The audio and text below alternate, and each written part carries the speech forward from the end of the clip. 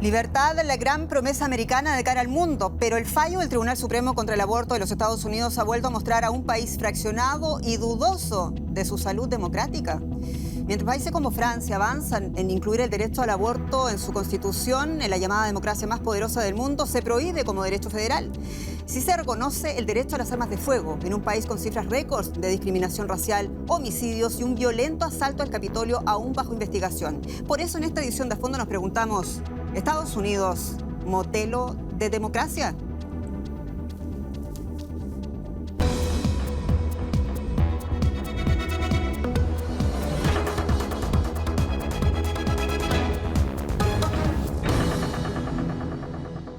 Unidos, modelo de democracia, nuestro tema en A Fondo. Soy Jenny Pérez, les saludo aquí en Berlín. Y nos acompañan Carmen Valero, periodista e internacionalista especializada en relaciones multilaterales, seguridad y defensa, corresponsal del diario El Mundo aquí en Berlín.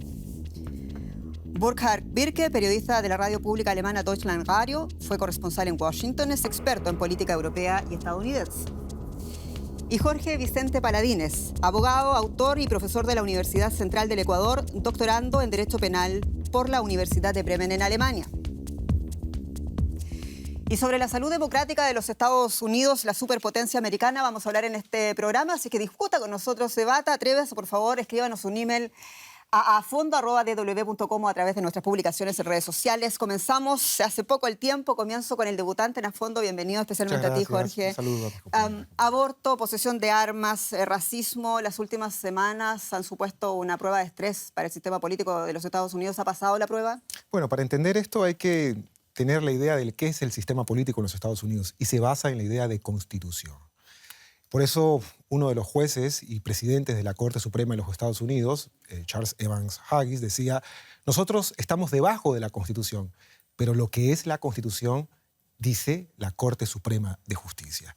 Bajo esa idea, yo creo que en Estados Unidos sí se pone a prueba, pero se expone, en este caso, los límites del sistema político, de ese federalismo, de ese presidencialismo norteamericano que hace una diferencia o distinción con el presidencialismo latinoamericano, pero que a su vez expone, como digo, esos movimientos sociales que están también por detrás. Entiendo que no ha pasado la prueba entonces.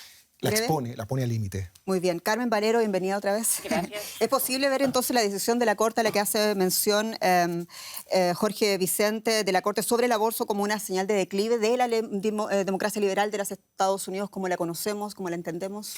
Bueno, yo creo que supone un gran revés a la democracia liberal, porque parece que Estados Unidos, más que una democracia liberal, es una democracia moral. Yo creo que el fallo de la Corte en la que devuelve la decisión sobre el aborto al pueblo, a los estados federados, me parece una forma de hacer como Pilatos, lavarse las manos. Yo creo que además la Corte, el fallo refleja perfectamente la brecha que hay entre republicanos y demócratas, y aunque entiendo que el aborto es una cuestión muy compleja y muy espinosa, no solamente en Estados Unidos y en Europa, yo creo que este fallo lo que hace es dejar a 36 millones de mujeres en una situación absolutamente de precariedad, porque al margen de lo que decida la Corte Suprema, lo que no van a hacer las mujeres que quieren, por las razones que fuera, abortar, es impedir el aborto. Lo que hace es dejar a la mujer en una situación de desprotección y llevarla a abortos clandestinos que van a poner en riesgo su propia vida. Entonces sí está en declive la democracia. Por supuesto. Burkhard Birke, experto en Estados Unidos, viviste mucho tiempo también en la capital política. Burkhard, para ti, con todo lo que estamos viendo y también con lo que están opinando los expertos, los internacionalistas, los politólogos dentro de Estados Unidos, también los propios periodistas, tus colegas en Washington, ¿está realmente en peligro la democracia, así como está? Yo creo que estamos viendo una revolución de la derecha religiosa y el problema es el nombramiento de los jueces de la Corte Suprema. Y claro, Donald Trump y sus antecesores han aprovechado sobre todo Donald Trump ha aprovechado de nombrar los conservadores al seno del Supremo. Y ahora el Supremo ha tomado 3 decisiones dentro de muy pocos días que son como realmente una revolución, un revolcón hacia atrás. No solamente el fallo sobre el aborto, sino también el sobre la prohibición de porte de arma en el estado de Nueva York, que ha sido revisado para la Corte Suprema, que ahora permite el porte de armas en Nueva York. Y lo otro es que hoy día mismo salió que está limitando las funciones y los derechos de la EPA, que es la Agencia de Protección al Medio Ambiente, para disminuir la emisión de gases CO2. O sea, que la Corte realmente está tomando en pocos días un rumbo, una importancia política que parece una revolución de la derecha religiosa en Estados Unidos. Muchos están sacando nota también de aquello en distintas partes del mundo, también en nuestra zona de emisión Latinoamérica. Bueno, para unos la gota que rebalsó el vaso, para otros un síntoma inequívoco de la politización del máximo órgano de la justicia de los Estados Unidos. El Tribunal Supremo anuló esa sentencia del año 1973 sobre el aborto, dejando a los estados entonces la responsabilidad de decidir. El país se fracturó entre los estados demócratas, que sí lo permiten, y los republicanos, que prohíben o van a prohibir el aborto. Cadena de reacciones también a nivel internacional de quienes ven en la sentencia del Tribunal Supremo una usurpación de las libertades de las mujeres. Mi cuerpo, mi decisión. Una consigna que ya no vale para las mujeres en Missouri, donde se acaba de ampliar la prohibición del aborto, incluso tras violación. Missouri es el primero que se remite a la sentencia del Tribunal Supremo, que dictó que una interrupción del embarazo ya no es un derecho fundamental en Estados Unidos. Creemos que sin la protección explícita del derecho a la vida, todas las libertades están en riesgo. Ahí radica la innegable importancia de este día. En 1 de cada 2 estados estadounidenses, el aborto podría verse muy restringido o totalmente prohibido. Eso afectaría a millones de mujeres. Tengo miedo. Como mujer negra y trans, ya siento que no importo en este país. El presidente Joe Biden también criticó la sentencia. Considero que esto es la implementación de una ideología extrema y un trágico error del Tribunal Supremo. El más veterano en el cargo de los 9 jueces, Clarence Thomas, quiere que se revisen más sentencias, por ejemplo, en cuanto a la anticoncepción y el matrimonio homosexual. ¿Cada vez menos libertades en la democracia más poderosa del mundo? Estados Unidos, cada vez menos libertades y más violencias, recalca la prensa en los Estados Unidos. Y en primer lugar, contigo, con el experto en política estadounidense, Borja, ¿qué opinan o qué opinas tú de las palabras del presidente Biden? Este último veredicto dice un germen, una implementación de una ideología de extrema derecha. Hasta cierta medida tiene razón, porque los 6 jueces de la Corte Suprema, que son conservadores, han impuesto una línea que realmente no refleja lo que piensa el país. Pero bueno, la Corte Suprema tiene que defender por su misión, por su tarea, la Constitución. Ahora miramos qué dice la Constitución. De hecho, uno puede discutir si el derecho a aborto es un derecho constitucional o no, que solamente fue creado como derecho constitucional con la decisión Roe versus Wade. Pero entonces la falla era que el Congreso no ha pasado una legislación que realmente regule el derecho a una mujer a autodeterminación. Eso es lo que se quiere cambiar, ¿no? Sí, eso ahora lo tienen que hacer. O sea, Roe versus Wade siempre era una decisión que no era perfecta, porque también el hecho de permitir el aborto hasta los 6 meses, que es muy, muy generoso, ¿no?, en comparación con otros países, todo eso se puede discutir y siempre ha sido un punto de debate muy, muy intenso en Estados Unidos, sobre todo en los círculos conservadores. Pero miramos el porte de arma, el segundo amendment de la Constitución, que es casi irracional si uno piensa que hay que cambiar la Constitución. La Constitución que debe controlar la Corte Suprema es la única vía. Entiendo. Pero tú anuncias el camino de la Cámara de Representantes y te pregunto cuáles son las factibilidades de que la situación cambie allí. bueno, ahí miramos el dilema de las mayorías, ¿no? Para cambiar la Constitución tú necesitas mayorías más allá de las divisiones partidarias. O sea, lo hemos visto ahora con la nueva ley de la gun control, o sea, del control de armas, que hay republicanos que sí pueden ligeramente ser razonables y cambiar leyes. Vamos a hablar de la ley de control de armas en breve, como un punto aparte en este debate. Jorge, ¿te parece a ti que este veredicto de la Corte Suprema, el Tribunal Supremo de los Estados Unidos, también evidencia una brecha ideológica, incluso entre los liberales? Bueno, y que se va a irradiar a la sociedad entre liberales y conservadores. No lo veo tan así. En realidad las sentencias no vienen de la buena nueva del Ángel Gabriel, ni tampoco son los jueces entes inmaculados. Creo que lo que ha pasado en los Estados Unidos es solo la punta del iceberg. Detrás de esto hay un movimiento histórico que no lo vemos aún, no lo reconocemos todavía políticamente, y también creo que eso permite reflexionar al movimiento feminista, que es el movimiento religioso, evangelical en los Estados Unidos. Es decir, si miramos la historia de los Estados Unidos, la historia política, jurídica, el movimiento evangelical, el movimiento protestante, dentro de ellos el capítulo de blancos, protestantes y anglosajones, el Ku Klux Klan, ha determinado la formación de leyes, la construcción de escenarios jurisprudenciales. El Jim Crow. En los Estados Unidos no se puede hablar de su historia y de su capítulo judicial sin el papel de los movimientos evangelicales. Y uno de los jueces, que, por cierto, el juez ponente no tiene nada que ver con Donald Trump, pero uno de los jueces, el juez Thomas, ha venido insistiendo durante más de 30 años. Así que el resultado de esta sentencia es el cúmulo de esas presiones que vienen durante muchos años. Pero a ver, son tres jueces que determinaron el quórum, son tres jueces que además dejó Donald Trump durante su presidencia. Finalmente ese es el quórum que importa en un órgano como es el Tribunal Supremo de Justicia. Entonces, a partir de eso podríamos ver muchas más reformas, digamos, en desfavor de los derechos civiles. Los jueces expresan también las posiciones del momento y del contexto político. Así pasó aquí también durante el nacionalsocialismo y también en momentos del estado de bienestar. Recordemos la mejor Corte Suprema de Justicia de los Estados Unidos, la Corte Warren.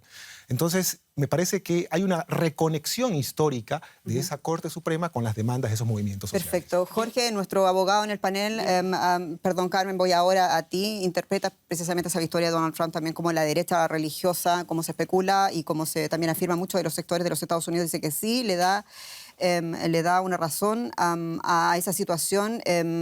Vamos a ver el retroceso de otras libertades civiles, como lo decía recién. Estamos hablando concretamente de matrimonio gay, por ejemplo, el tema de la anticoncepción. ¿Te parece que vamos a ver esto avanzar a partir de ahora? No me extrañaría. O sea, de hecho, por ejemplo, la situación de los derechos sociales y libertades en un estado en Texas no tienen absolutamente nada que ver con California. Y yo creo que eso es uno de los graves problemas que tiene Estados Unidos, en que no hay cohesión interior y que cada uno legisla, cada estado legisla en función de su público o del lobby que financia sus campañas, porque no nos engañemos, aquí llega un momento en el que la política se hace, y en el tema de las armas es absolutamente evidente, en función de una serie de intereses. Cierto es que Estados Unidos siempre ha sido un país muy religioso, lo vemos en cada discurso que empieza y termina con Dios bendiga América. El 80% de los americanos forma parte de alguna iglesia, más de la mitad va semanalmente. Me da igual que sean cristianos. Pero el tema es que se está expresando en la estructura política y esta vez a través del Poder Judicial, ¿no? Exactamente, porque cada forma de religión tiene sus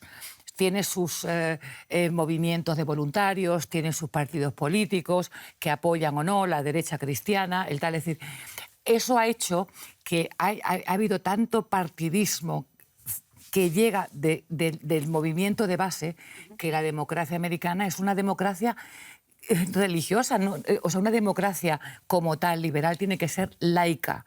Entonces, esa serie de cuestiones que tienen mucho que ver con la moral, con la ética, incluso con la esfera privada, tiene que ir mucho más allá del convencimiento o de la confesión de los jueces. O sea, por ejemplo, nunca, jamás...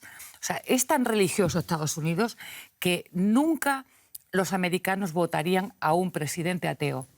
Y todos se esfuerzan en sus campañas y en sus discursos en decir, bueno, yo tengo fe, yo soy cristiano, yo soy protestante. O sea, me parece, eso hace que en unas cosas Estados Unidos, al menos desde el punto de vista de Europa, nos parezca retrógrado. Estamos hablando de cómo se manifiesta esto en las instituciones políticas. Incluso a ustedes les parece que hay una fracción que el Partido Republicano quizás no es capaz de contener. Antiguamente lo conocíamos como el Tea Party. ¿Está realmente digamos, las expresiones democráticas de Estados Unidos bien representadas en el sistema político actual de bipartidario? No. Porque quizás eso es parte también de Eso también tiene que ver con la forma como diseñan los distritos electorales, porque ahí hay mucho chantaje para eliminar que las minorías negras o afroamericanas, para ser políticamente correcto, de latinos y todo, no tengan el mismo peso en las votaciones, tanto a nivel de los estados federales como a nivel federal.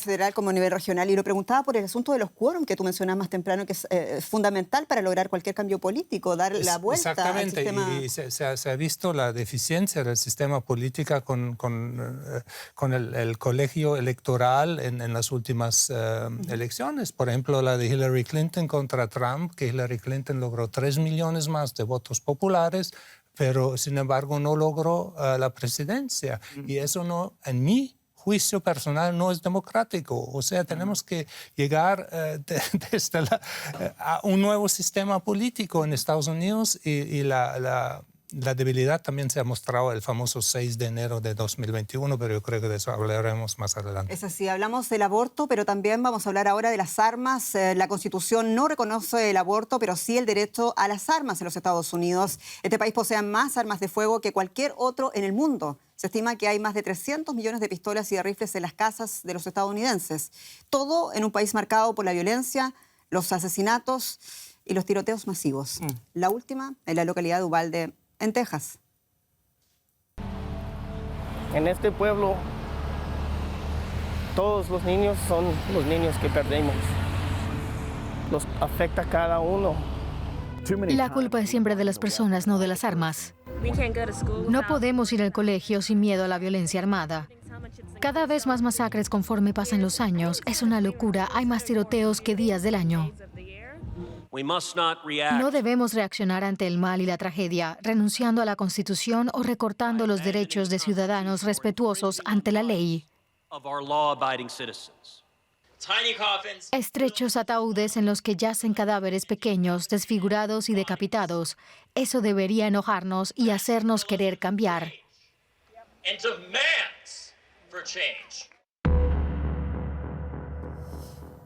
El aborto, Jorge Paladines, nuestro abogado en el panel, el aborto no está en la Constitución, decíamos sí, lo está en las armas, están garantizadas en la Carta Magna de los Estados Unidos.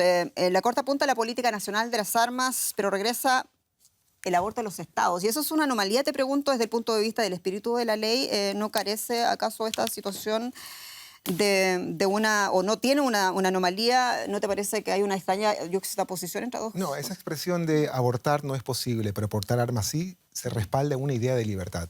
Esa idea de libertad es muy difícil incluso traducirla en alemán, en español, en francés, porque en Estados Unidos y en su lógica del sistema político tienes la expresión liberty y tienes freedom. Y la segunda es una libertad sin restricciones. La primera es un concepto de libertad que básicamente está atado al sistema político, está vinculado bajo el sistema político. De esto se encargaron de diseñarlo y de estructurar toda la democracia estadounidense. Pero hay un elemento adicional en esta sentencia sobre el aborto, que es la definición de persona, que me parece, esto es importante, porque históricamente, desde 1973 en Estados Unidos, esa definición de persona se le quita al feto. Y lo que hace la Corte Suprema de Justicia ahora es decir, no, tiene categoría de persona, no se le puede eliminar la categoría de persona.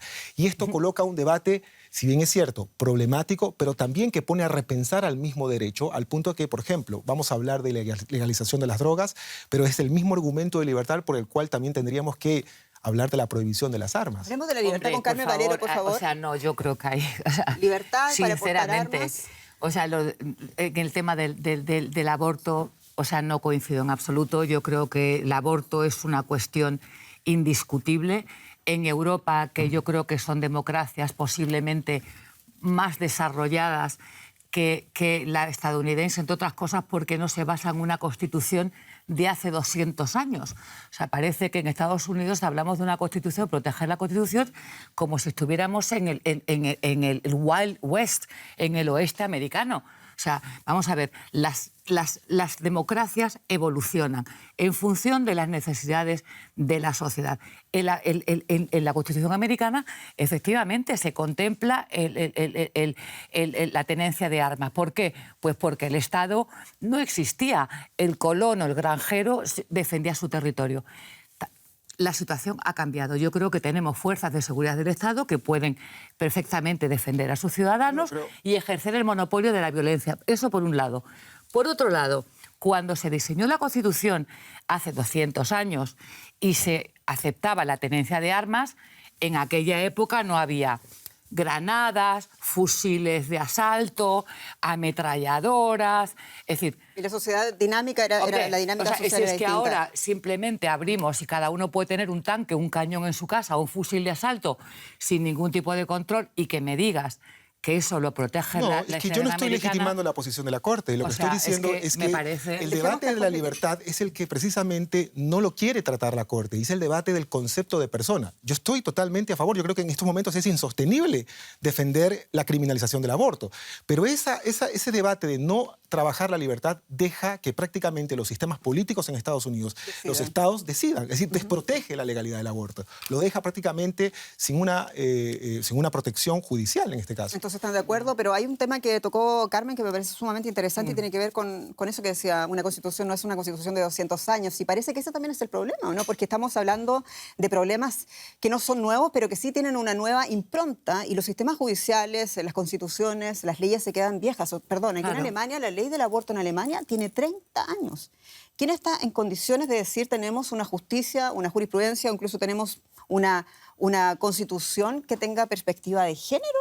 ¿Acaso no es ese el problema en el tema del aborto concretamente? No sé. Sí, y sobre todo porque el Congreso está, como el país entero, profundamente dividido. O sea, no hay mayorías necesarias democráticas para cambiar la Constitución, lo que sería lo necesario. Una reforma electoral, una reforma de la Constitución, ¿no?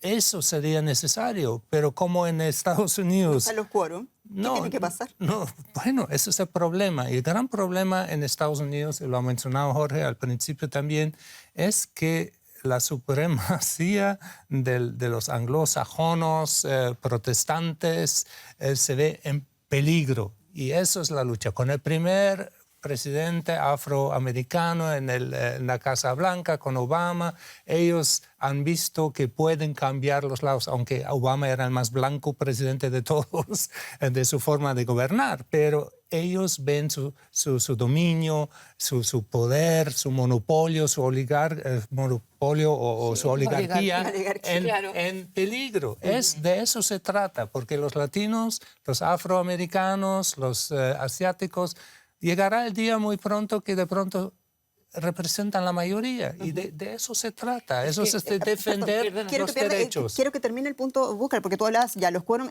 tú identificas muy bien el problema, están todos de acuerdo en el problema, dice que los quórum, bueno, esto se va a hacer a través de la Cámara de Representantes, los quórum no está, entonces, ¿qué tiene que pasar? Te insisto en la pregunta tiene para que haya un que cambio. no se hable sobre el otro, sino con el otro. Eso es el gran problema en Estados Unidos. Pero Trump acusa los demócratas acusan a los republicanos, pero no hablan. Ellos tienen que acercarse a hablar el uno con el otro, como lo han hecho ahora para cambiar muy ligeramente la ley sobre el porte de armas. Eso suena muy lindo, pero suena bastante impracticable con la polarización de los Estados Unidos. Hay que cambiar completamente la cultura política. O sea, que yo aspiro a que haya gente y políticos que utilicen su cerebro no para acusar al otro, sino para hablar, para dialogar con el otro, si no, esta sociedad se va a destrozar. Pero el mismo fenómeno lo vemos en Brasil, Bolsonaro o Lula, la sociedad dividida. Lo hemos visto en Colombia, los petristas y los no petristas, ¿no? O sea, Argentina, en muchos países se ve que la gente ya no habla con el adversario político, pero eso es lo necesario para formar compromisos. Ahora que hablas de otros países, ¿qué pasa nos preguntamos al principio, Estados Unidos como modelo de democracia, ¿qué pasa cuando Estados Unidos ahora mismo, con la situación de este fallo del aborto, tiene leyes tan restrictivas ahora como El Salvador, por ejemplo, como las autocracias en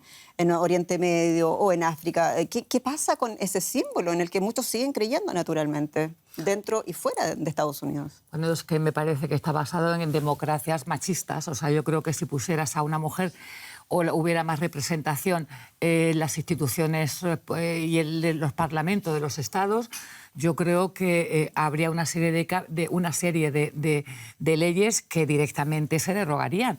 Porque es que, o sea, yo no estamos hablando de los derechos de la mujer o el derecho a la salud reproductiva, cosa que me parece personalmente básico e incuestionable. O sea, es que estamos hablando de cosas, en fin, no sé, para mí totalmente surrealistas. O sea, no se puede... Vamos, yo recuerdo... Y aparte de que... o sea, yo recuerdo cuando en España se reguló la del divorcio, que como en España es un país católico, aunque no practicante, y el matrimonio va hasta que la muerte nos separe, la ley del aborto fue un parto político, porque había muchísima gente en contra pensando... ¿Qué es lo que sucedió? Que se divorció mucho menos gente de la que se pensaba. O sea, el Estado tiene que poner las posibilidades para que su ciudadanía elija. Si yo quiero abortar, será porque yo quiero, no porque me obliga. Y si me divorcio, es porque yo quiero y nadie me obliga. ¿Qué dice el abogado desde el punto de Carmen? ¿Ese es el Estado finalmente el que tiene que garantizar las políticas públicas? Si le preguntamos a Estados Unidos si quiere ser un modelo, por supuesto van a decir que sí. El problema es que Estados Unidos también va a comenzar, por eso digo que expone sus debilidades y se nos parece igual a América Latina y a otras partes del mundo. Yo creo que en ese sentido lo importante es que tengamos que volver a ver cómo se reconfigura ese poder histórico, cómo vuelve a surgir ese movimiento evangelical, protestante, religioso en Estados Unidos. Sí, está ahí. Está presente, se expone en esa sentencia y no discute las libertades, discute las definiciones de persona. Y el presidente Biden es católico. Pero en ese sentido, entonces, lo importante es que tengamos que ver que también esas mismas prácticas se reproducen, por ejemplo, en América Latina. Y estoy hablando de que el dilema conservador-liberal no es un dilema que le pertenece solamente a la derecha. Se puede ser de izquierda también conservadora. Así que sobre eso, por ejemplo, es importante también la maniobra y la capacidad de diálogo que pueda haber con esas organizaciones religiosas. ¿Por qué? Porque esas organizaciones religiosas tienen algo que no hacen los políticos, ganan terreno, tienen mucho terreno. El caso de Brasil es un caso patente. Y los políticos lo instrumentalizan a estas comunidades para ganar votos. Existen, no lo podemos negar. Pero hay una esperanza muy grande, porque ahora que en los midterm elections, o sea, las elecciones para el Congreso en noviembre, si las mujeres, lo pongo un poco en una forma muy ligera, se ponen las pilas ahora porque están completamente en desacuerdo con las decisiones de la Corte Suprema, van a elegir más demócratas al Congreso con la esperanza de poder cambiar las leyes, de poder introducir una ley de aborto y todo eso. Antes todo el mundo pensaba que los republicanos con Trump y todo van a arrasar una victoria tremenda ahora en noviembre, pero con estas decisiones de la Corte Suprema yo creo que eso les puede ayudar a los demócratas a movilizar su electorado, porque van a decir esa revolución de la ultraderecha religiosa no la podemos aceptar, eso no es el país, no es la democracia que queremos, y el derecho democrático de voto nos lleva a de pronto elegir otra vez una mayoría democrática al Congreso. A eso aspiro. Solamente contextualizar a la gente que nos está siguiendo la actual situación, la decisión del Tribunal Supremo implica que algunos estados de los Estados Unidos penalicen el aborto en todas sus causales, para que ustedes se hagan, incluso si pasara accidentalmente, e incluso si la persona llega, digamos, si ni siquiera sabía que estaba embarazada, incluso aquellos quienes ayuden, ¿no? Ahí pueden imaginarse desde familiares hasta doctores que atendieron a la paciente. Es una situación bastante compleja y más viniendo de los Estados Unidos. Solamente para cerrar este punto, te pregunto a ti de nuevo, Jorge, estamos además frente a una tremenda polarización entre conservadores y liberales, está el tema de la religión, pero yo te pregunto, ¿va a afectar todo este debate, toda esa movilización que asegura Burkhart está ocurriendo en la política, en la sociedad civil de los Estados Unidos? ¿Va a afectar o afectaría la legitimidad de la Corte, del Tribunal Supremo de Estados Unidos? Pero además la Corte es expresión de esos movimientos en ese sentido. Por eso yo digo que en el caso latinoamericano tenemos que estar atentos de lo que hace Estados Unidos, de lo que dice Estados Unidos, esa diferencia entre lo que Estados Unidos hace versus lo que Estados Unidos dice, su política externa versus su política interna, porque además se toma el modelo de la Corte Suprema de Justicia de los Estados Unidos como un modelo también para el constitucionalismo latinoamericano. Y esto puede dar un mensaje equivocado. ¿Un mensaje de qué? De regresividad de derechos. Lo que acaba de hacer la Corte Suprema en los Estados Unidos es prácticamente abrir la posibilidad de que se puede volver, por ejemplo, a romper la prohibición contra la tortura, de que se puede regresar otra vez en derechos. Y ese mensaje o metamensaje para Europa también es que el constitucionalismo latinoamericano, si va a tomar como modelo a Estados Unidos, en estos momentos yo creo que tendría que reflexionar su legitimidad. Mucha gente dice que hay que reformar las leyes. ¿Cómo responde?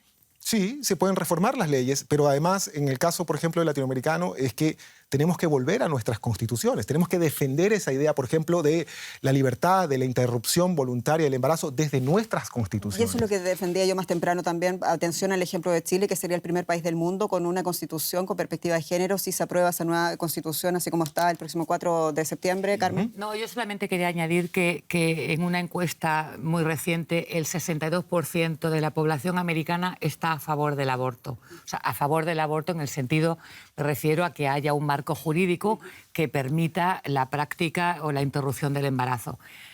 El fallo de la Corte significa, por tanto, que no concuerda con el deseo y con la opinión de la población.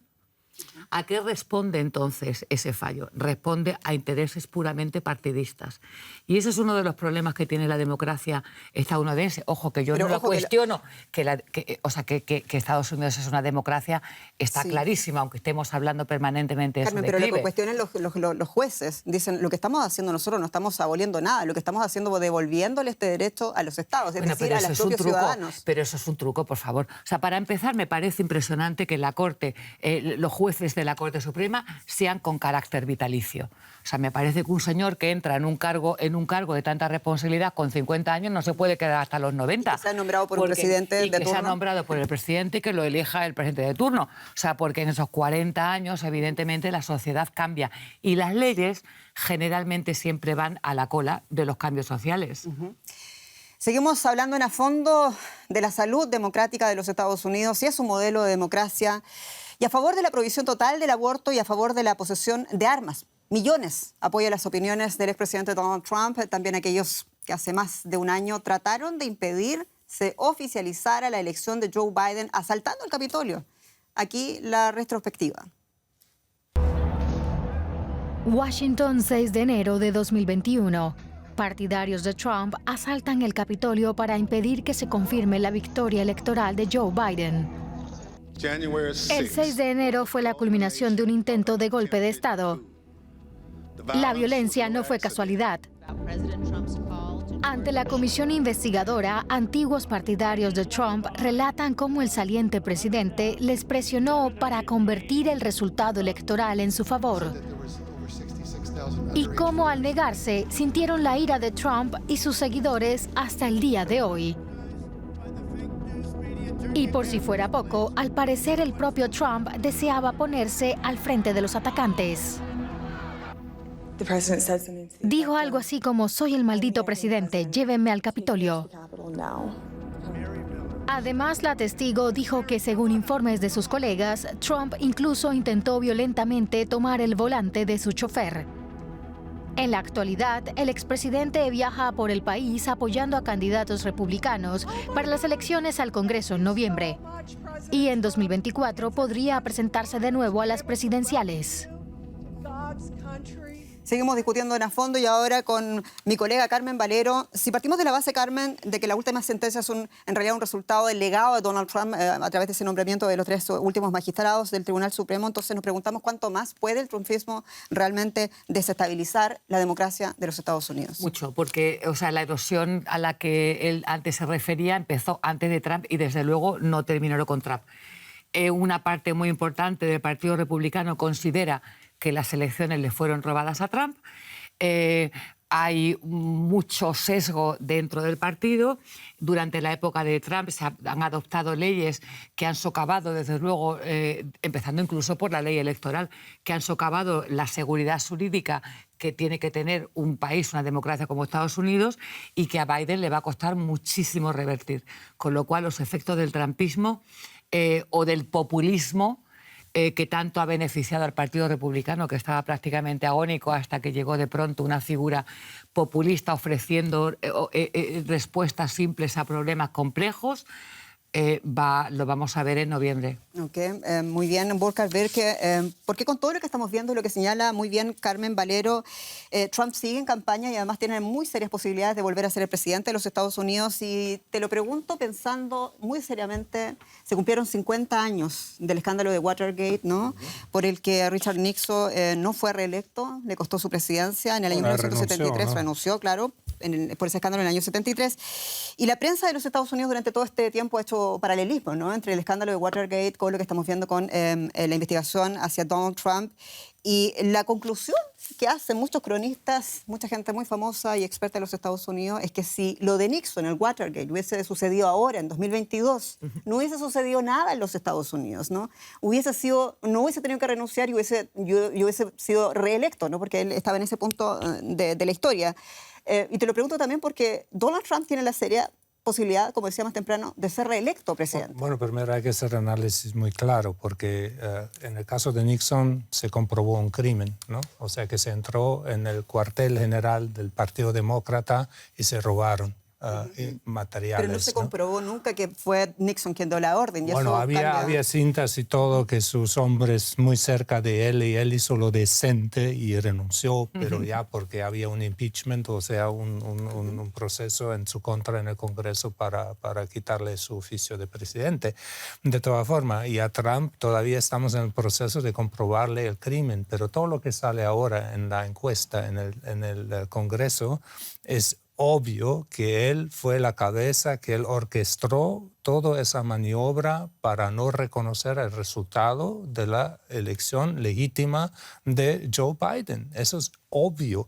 Y yo voy a dudar de la democracia de Estados Unidos si ahora no impiden que este hombre se pueda representar de nuevo. Si eso no impide de que Donald Trump pueda presentarse de nuevo como candidato presidencial, yo pierdo la fe en la democracia americana. Wow, yo de todos los programas nunca te había escuchado decir eso realmente, y mira, se me erizan los pelos. Y te pregunto porque también en ese paralelismo que han hecho en Estados Unidos, se siguió la prensa muy bien y decían que en realidad la diferencia en la época de Nixon fue el propio Partido Republicano, y no todo el partido, sino algunas figuras como Howard Baker, que fue capaz, como republicano, de decir, de entrar en la comisión de investigación y decirle al presidente, incluso decirle, ¿sabe qué? Usted cometió aquí un acto de corrupción, usted no puede seguir siendo presidente, nuestro presidente, y tampoco miembro de nuestro Partido Republicano. Pero no hay un Howard Baker en el Partido Republicano actual. La hija ¿Podría marcar eso la diferencia? de Dick Cheney, la hija de Dick Cheney, que está muy en contra. Hay algunos republicanos que tienen el valor, pero los otros, pues realmente, perdonen la expresión, tienen los calzones llenos por el populismo de Trump, que está instigando con noticias falsas a la población en contra de la gente que está defendiendo la democracia. Y eso es el peligro. Por eso ese hombre es un peligro para la democracia, también apoyando los ultraderechos de los grupos paramilitares que se querían tomar el Capitolio de Michigan. Los supremacistas. Y todos los supremacistas. Él está del lado de él en el sentido del populismo. Ese hombre es un peligro para la democracia. 4 minutos y medio. Jorge, por favor, ¿cómo lo ves tú? En realidad esto es una responsabilidad del Partido Republicano, sobre todo el Partido Republicano, que no es capaz de decirle un basta. Es una responsabilidad de los dos partidos. Pero yo no vería esto simplemente en la figura de Donald Trump. Insisto, detrás de esto hay todos estos movimientos que se le parecen mucho a los movimientos latinoamericanos. Al punto, por ejemplo, que acaba de pasar las elecciones en Colombia y el candidato que perdió, dentro de los elementos sustanciales de su pérdida, de su derrota, no es solamente porque relegó a la mujer al papel de quehaceres domésticos, sino porque insultó a la Virgen María. Entonces, eso expresa de que en América Latina también tenemos esos movimientos religiosos, y aquí hay un mensaje también crítico para el feminismo, de que tenemos que hacer esas transformaciones no construyendo ese enemigo, sino convenciendo a esos movimientos religiosos para que también generen una autorreflexión. ¿Por dónde se pasa entonces ese cambio? si no puede venir del legislativo por los quórums, si no viene del Poder Judicial porque está cooptado, según tu opinión, entonces ¿cómo? Entonces, muy parecido como está sucediendo en la política de drogas, por los movimientos sociales. Es decir, si los partidos no generan ese tipo de transformaciones, de reflexiones que inciden indudablemente, como en el caso de Estados Unidos, en esta sentencia regresiva, tiene que hacerse también a través de la sociedad. Carmen Valero, el poder de las calles, mirando también a América Latina. Una utopía, o sea, quiero decirte, la ley electoral estadounidense de alguna manera impide el avance de partidos y movimientos alternativos a republicanos y demócratas. O sea, está instalado el bipartidismo per secula seculorum, con lo cual, no veo esa posibilidad de cambio. Tiene que haber, abrir la ventana, limpiar las sábanas y decir, vamos a ver dónde hay que hacer este tipo de reformas. Si los americanos les gusta cómo funciona su país, no hay absolutamente nada que decir. Lo que sí es cierto es que la valoración de la democracia estadounidense en los baremos que mide la democracia en el mundo ha bajado 10 puntos. Está a nivel de Panamá y de Rumanía. 10 puntos por debajo de Alemania y del Reino Unido, que son más o menos las democracias que se pueden comparar. Eso me parece tremendo. Y luego, lo que ha bajado enormemente también es la percepción que tiene Europa, África, Asia de Estados Unidos. Y ha empeorado muchísimo. Y no precisamente porque Estados Unidos ahora esté todavía a cuestas con una política internacional exterior imperialista, que todos sabemos lo que ha producido, desde promoción de dictaduras hasta guerras. Y pasa en un momento también donde se están decidiendo muchas cosas. Veíamos el G7, donde se está partiendo, digamos, los bloques comerciales entre quienes comercian con China y quienes van a decidir comerciar con Estados Unidos. Realmente la tienen muy difícil, son tiempos difíciles para la gobernanza y nos quedan 2 minutos y medio. Y quiero preguntar ahora, muy breve, por las consecuencias. Ustedes han hablado durante todo el programa de que van a haber consecuencias para la región, consecuencias para los Estados Unidos. ¿Cuáles son las consecuencias inmediatas? Tenemos 2 minutos. De las decisiones del desarrollo de la democracia en Estados Unidos, pues el símbolo de la democracia que se defiende en Latinoamérica, en otros países que antes representaba a Estados Unidos, ya no existe como tal. ¿Y con qué derecho vas a ir a defender la democracia hasta con armas en países como Irak o algo, cuando tú mismo no te comportas democráticamente, como lo ha hecho Donald Trump? O sea, que han perdido mucho de su credibilidad. ¿Y con qué derecho voy a acusar a Rusia? Le pregunto al periodismo alemán, entonces debería repensarse Europa realmente la estrategia con Estados Unidos, la alianza que está forjándose ahora tan fuerte. Con Biden, sí, está bien, pero porque Biden no está de acuerdo con esa tendencia. Biden está tratando de preservar la democracia y lo tenemos que apoyar en toda medida. Entonces, ¿hay un modelo a seguir, sí o no, Estados Unidos? No, para mí no es un modelo a seguir. Abogado Jorge Estados Unidos no es el Paladín. centro del universo, no tenemos que idealizarlo. Carmen, no hay que idealizar a Estados Unidos. Lo No, que pasa claro es que que Estados Unidos es problema también de ellos. Entonces, no es Por modelo a seguir. supuesto, o sea, yo no idealizo a Estados Unidos para nada. Yo, si idealizara alguna democracia, idealizaría a las nórdicas, que desde luego ponen en un segundo plano el individualismo por una especie de colchón para todos. Se nos fue el tiempo. Carmen Valero, muchas gracias. Jorge Vicente Paladini, discúlpame. Y Burkhard Birke, muchas gracias por estar acá. Y gracias a ustedes también por su confianza. Discute con nosotros a fondo @dw.com. Soy Jenny Pérez. Hasta pronto.